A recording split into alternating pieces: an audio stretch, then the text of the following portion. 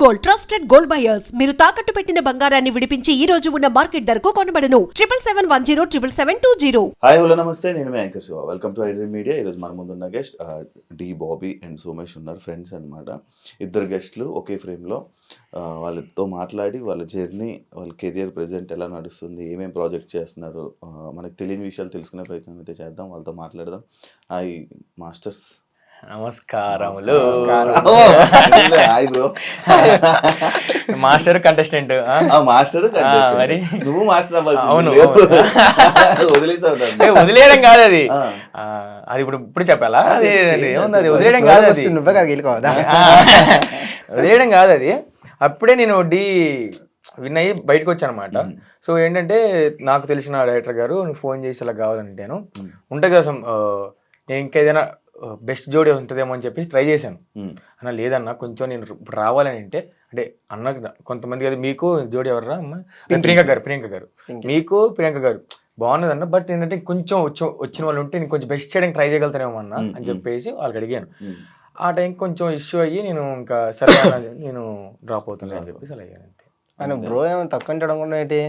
Practice అయిపోతే బాగానే చేస్తాడు బ్రో. పింకీ కూడా ఇద్దరు చూపించావు గారు బాబు. నువ్వెందుకు తీసుకున్నావు మరి మా జోడీ? నేను చేయనని తెలుసు కదా. చేశారు, మీరు చేయగలరు అది నాకు తెలిసి. ఒక వీడియో పంపించారు, ఎవరు మనిందరన్న వీడియో పంపించారు, చూసా. ఓకే, బాడీలో ఉంది, చేపిస్తే చేయగలుగుతారు అని అనిపించింది. అప్పుడు చాలాసార్లు చెప్పాడు, మా చేస్తున్నాడు బాబు, శివన్న బాగా కష్టపడుతున్నాడు రా అని చెప్పేసి చాలా. అంటే చేద్దామన్న మీ దాంట్లో ఉంది, అది మనం తీసుకున్నాం గ్యాప్ లో.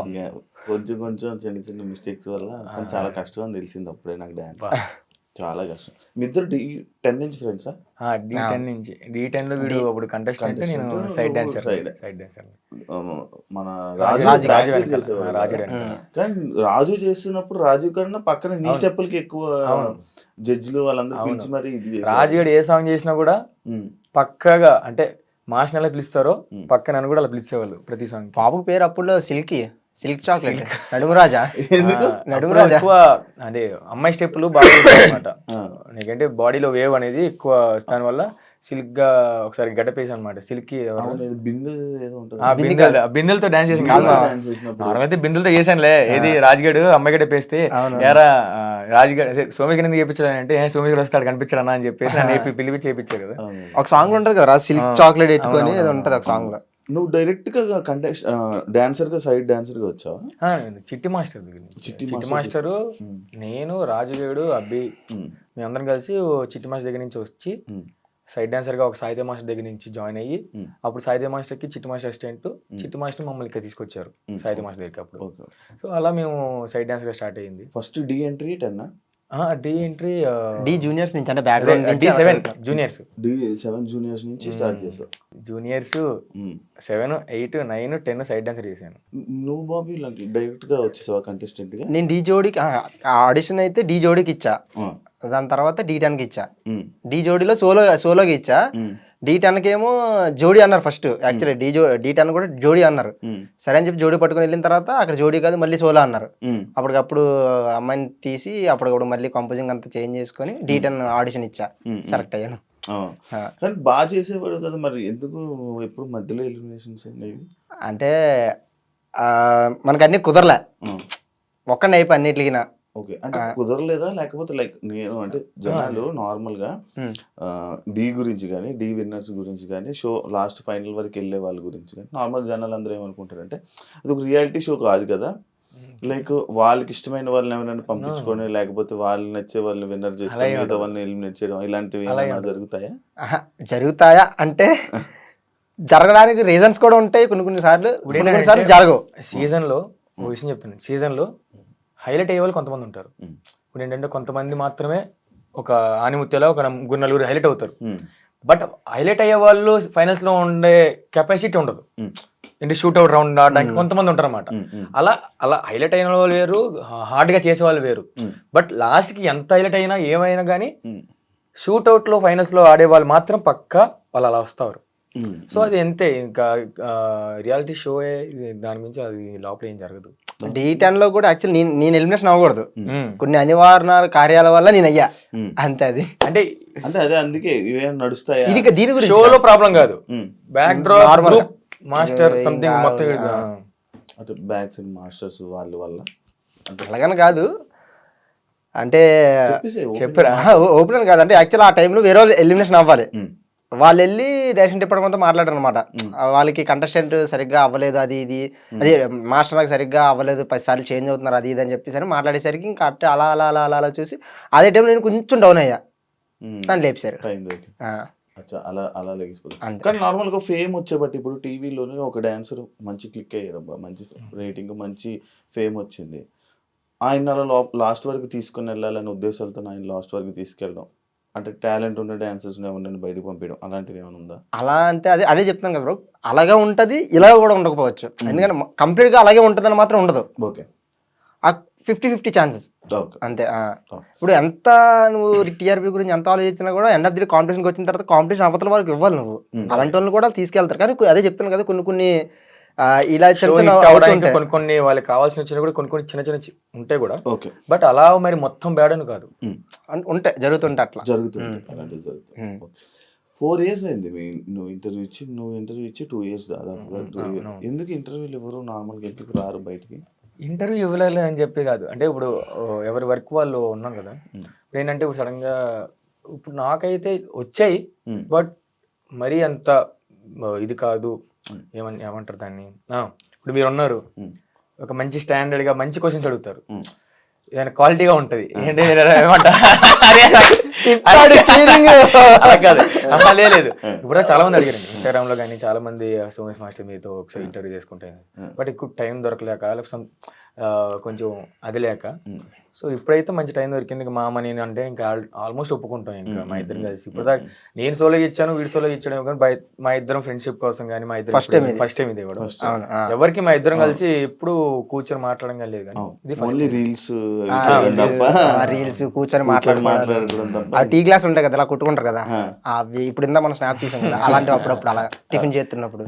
నువ్వు కూడా ఎందుకు 4 years నన్ను అడిగారు, అంటే నార్మల్ గా చాలా మంది అడిగారు ఇంటర్వ్యూ ఇవ్వచ్చు కదా బాబు అది అని చెప్పి. అదే టైంలో షూట్ లో లేకపోతే ఏదో ఉండడం వల్ల క్యాన్సిల్ అయ్యేది. ఇది ఇప్పుడు కూడా ఇప్పుడు వైజాగ్ వెళ్ళాల్సింది, సడన్ గా ఇంక ఇటు వచ్చాను కాబట్టి మీకు అన్నీ ఫోన్ చేసి బ్రో వస్తున్నా అని చెప్పాను. మీరు వెయిట్ చేసారు, అలా వెయిట్ చేయలేదు అంతే. అంటే దాని తర్వాత ఇంకా మళ్ళీ 10 సార్లు మనం ఫోన్ చేసి మెసేజ్లు పెట్టి అడగలేం కదా, బ్రో మీరు అప్పుడు అడిగారు కదా ఇప్పుడు వస్తాం అని చెప్పాను. ఇంక నేను అలా మర్చిపోతుండే వాళ్ళు ఇంకా అడిగేటోళ్ళు కాదు, ఇంకా అట్లా. సోమేష్ నెంబర్ ఏమని సేవ్ చేసుకోండి దాంట్లో?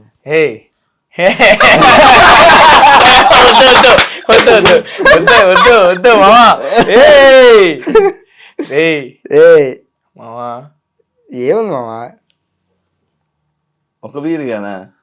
ఒక బీరుగాడు ఏంటి అలవాట్లేదు, ఇడికి తాగడం అలవాట్లేదు. మేము నార్మల్గా ఎప్పుడైనా నార్మల్గా ఫ్రెండ్స్తో మేము కూర్చున్నప్పుడు ఎప్పుడైనా బాబు థమ్స్అప్ పడుకొని వస్తారనమాట.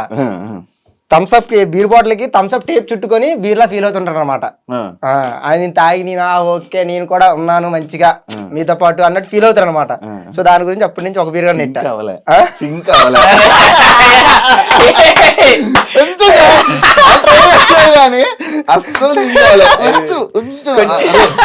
దగ్గరలోకి వచ్చాను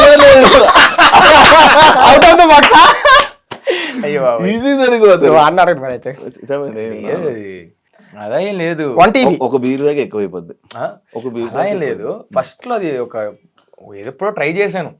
ఏమంటారు, నేను రాజుగాడు వీడు ఉన్నప్పుడు ఒకసారి మేము ఆయన కూడా లాగాడు ఇందులో. లేదు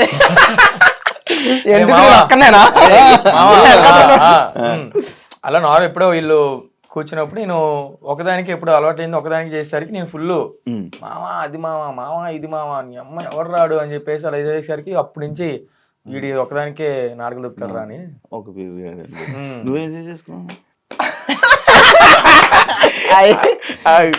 ఫ్రెండ్స్ వాడు ఏదో అలా చెప్తుంటాడు, దీన్ని మీరు ఎవరు సీరియస్ గా తీసుకుంటాను ప్లీజ్ దయచేసి. బాబీ గొట్ట వీడు చెప్తా వీడి బాగుంటది. అయితే ఇది ఇంతకు ముందు ఇప్పుడు కొంచెం చూడడానికి కొంచెం కొంచెం బొగ్గలు కొంచెం వీడిని చూస్తే నాకు పైప్ కనిపించింది, ఒక గొట్టంలో ఉంటాడు. అంటే మీకు అర్థమైందా? కరెక్ట్ ఇది బొగ్గలు కూడా ఉండవు మా ఊరికి షేప్. ఏంటంటే నాకు ఇప్పుడు ఇది బిగ్ బాస్ కాదు మామ, ఇది నాకు ఇప్పుడు మీకు ఇప్పుడు బొగ్గలు వచ్చేసి గడ్డ మీద వచ్చింది సంథింగ్ బాగా. నాకు ఈయన చూస్తే ఏదో పైప్ లా కనిపిస్తాడు. అవును నువ్వు చెప్పినప్పుడు కదా ఇప్పుడు చూసిన వాళ్ళందరూ కూడా ఓకే గొట్టం హాయ్ అంటారు వీళ్ళు. మీకు అర్థమైంది కదా నాకు అప్పుడు మామ గొట్టం అరే గొట్టం అని ఎప్పటి నుంచి ఒక 5-6 years నుంచి అదే వీడు చెప్పేది. And for more videos, Please subscribe to iDream. Please subscribe to iDream. Please subscribe iDream. And please subscribe to iDream. For more videos, subscribe to iDream. please like, share, and subscribe to the channel. Congratulations, iDream.